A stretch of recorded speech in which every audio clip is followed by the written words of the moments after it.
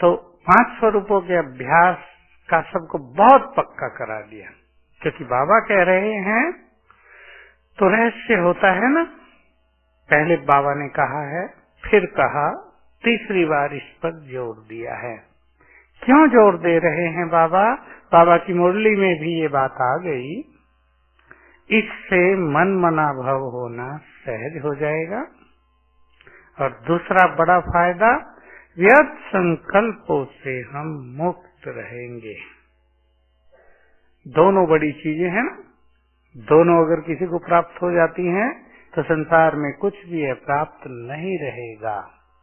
हमारे पास एक विशाल नॉलेज है, एक लाइन की भी है, मैं आत्मा हूँ, शरीर नहीं हूँ, लेकिन उसी में विशालता भी बहुत है हमारे पास। आत्मा के 7 गुण हैं, 7 बार तो उनको ही लिया जा सकता है। आत्मा बहुत सूक्ष्म है, उसमें संपूर्ण पाठ भरा हुआ है, इसको लिया जा सकता है। मैं आत्मा कितनी चमकदार और तेजस्वी हूँ, बाबा के कितने समीप हूँ, इसको लिया जा सकता है। तो सभी एक एक स्वरूप के अलग अलग संकल्प रखें, अच्छे अच्छे। अनुभवों का आधार विशेष रूप से हमारे सुंदर संकल्प होते हैं। हम अपने देव स्वरूप का अभ्यास कर रहे हैं। एक संकल्प ये है कि मैं देवता था। आगे क्या क्या संकल्प हो सकते हैं इसमें?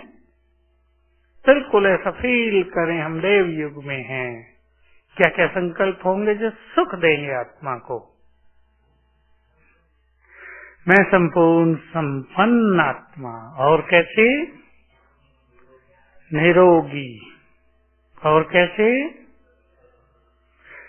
16 कला संपूर्ण, संपूर्ण निर्विकारी, मर्यादा पुरुषोत्तम।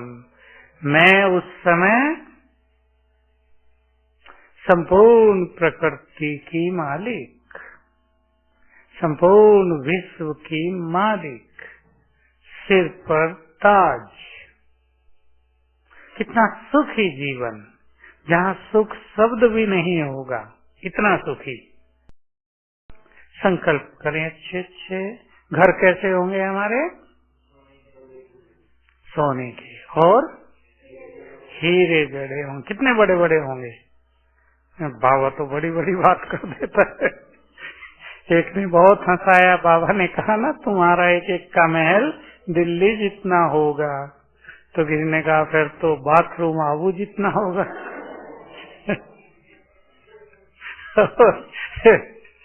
खाने पीने का डाइनिंग हॉल। तो देखो कितना उसका सीन सामने लाए हम।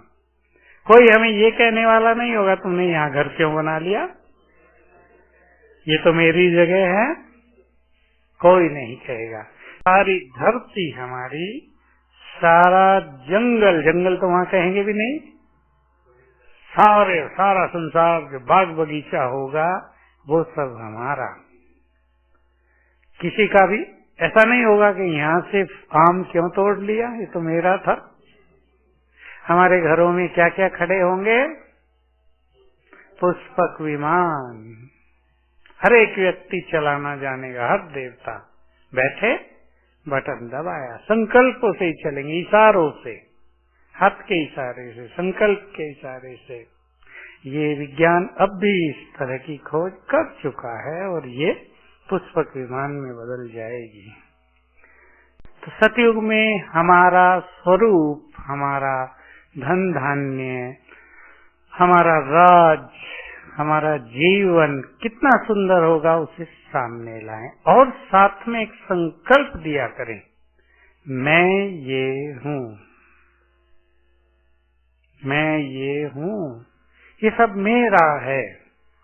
तो वही संस्कार जीवन में उभरने लगेंगे।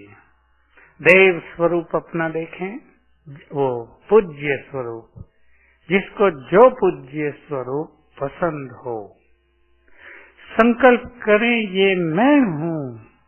बाबा कहा करते थे, व्यक्त हुए शुरू के सालों में के मंदिरों में जाओ, देवियों के मंदिरों में, और अपनी महिमा सुनो।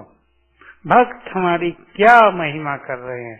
भक्त तुम्हारी महिमा जानते हैं और तुम नहीं जानते। ऐसे बाबा कहते थे। बिल्कुल मैं ये हूँ। देखो भक्ति में भी पूज्य रूप में हम दाता हैं। भक्त लोग देवियों को भाग्य विधाता मानते हैं। ब्रह्मा भाग्य विधाता, भगवान भाग्य विधाता, अनेक देवी देवता भाग्य विधाता, अनेकों को विघ्न विनाशक मानते हैं, अनेकों को पाप नाशक, विद्यादायिनी, ये सब बहुतों की महिमा में है। एक की में नहीं कि दुर्गा की में है, गणेश की में है। सिद्धिदाता हो, सुखदाता हो, दुख हरने वाले हो, ये जैसे शिव बाबा की महिमा है, वैसे ही पूज्य स्वरूप में हमारी भी महिमा है। बाबा ने अब ये भी कहा ना 2 दिन पहले, तुम मेरे से भी ऊंचे जाते हो 3 बातों में, पूजा, यादगार और बादशाही। बहुत अच्छी मुरली थी, अभी 2 दिन पहले ही तो थी। आत्मा देखो, आत्मा समझ कर आत्मा से बात करो तो तुम्हारी वाणी में जवाहर आएगा, प्रभाव आ जाएगा बहुत। तो हम अपने उस देव स्वरूप को इमर्ज करें। ब्राह्मण, ब्राह्मण स्वरूप में कई चीजें हम याद करेंगे जिससे हमें अपने ब्राह्मण होने का नशा चढ़ जाए। मैं ब्राह्मण हूँ यही खत्म नहीं हो जाता संकल्प। मैं ब्राह्मण परमात्म पालना में पलने वाली भाग्यवान आत्मा हूँ। एक ही संकल्प में कुछ देर आनंदित हो जाएं। मैं एक ऐसा ब्राह्मण हूँ जिसकी पालना स्वयं भगवान कर रहा है, जिसको जन्म ही भगवान ने दिया है, जो भगवान की छत्र छाया में रहती हूँ। संकल्प करें।